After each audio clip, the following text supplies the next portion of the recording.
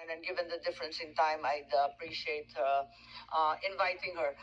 We'd like to recognize the Vice President, Sara Duterte, please.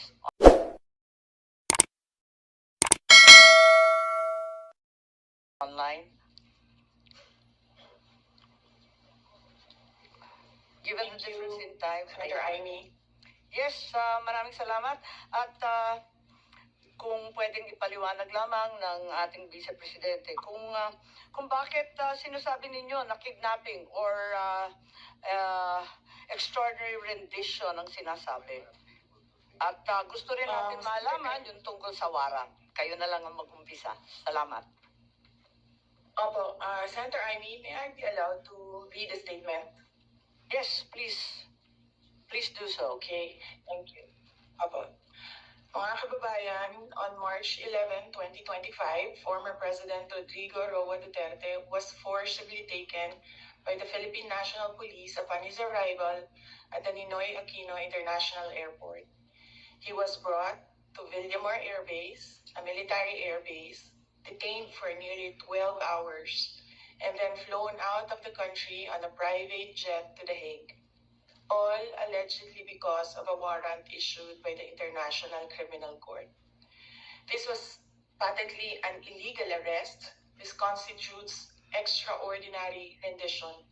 A Filipino citizen, a former president, was taken into custody without a valid warrant issued by a Philippine court, without due process, and without any legal basis under our laws. The Constitution is clear.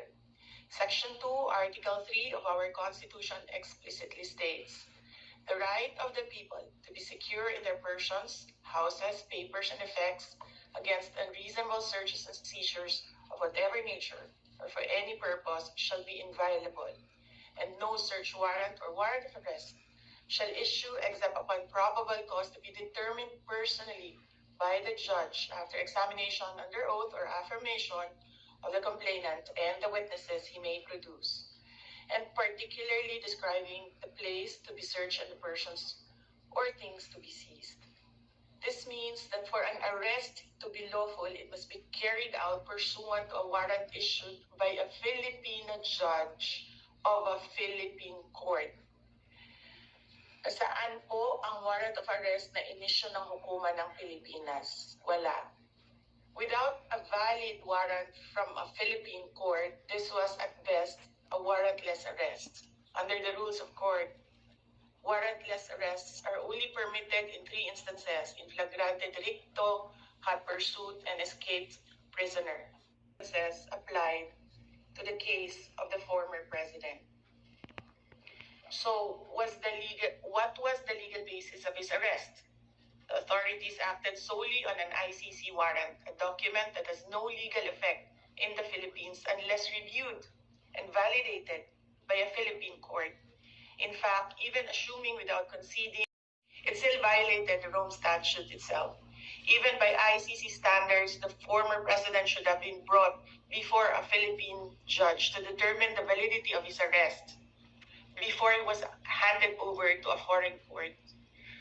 Under Article 59 of the Rome Statute, a state party which has received a request for arrest and surrender shall immediately take steps to arrest the person in question in accordance with its laws and the provisions of Part 9, and shall bring that person before the competent judicial authority in that state. Yan ang sinasabi ko paulit-ulit nung nasa labas ako ng gate ng Villamor Air Base. And why was this not done?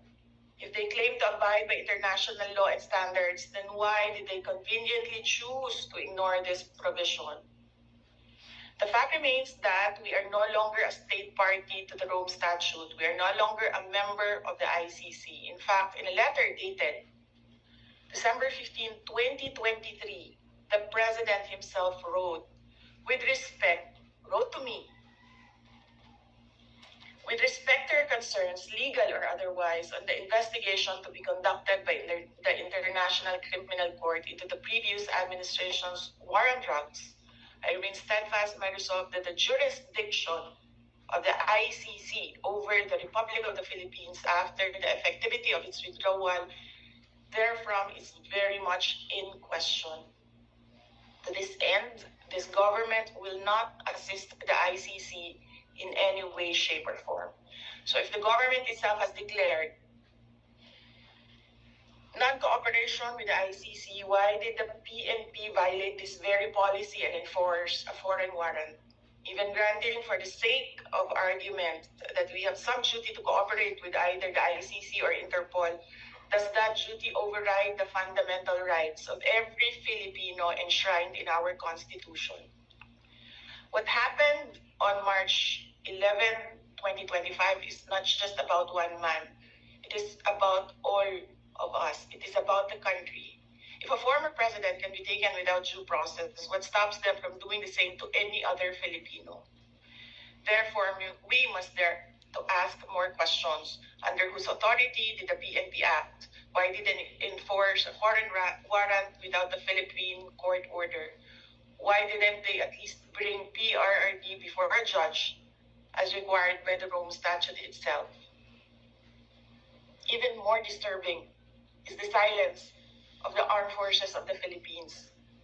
Why did the AFP stand idly by while a former commander-in-chief was taken from a military base under questionable circumstances?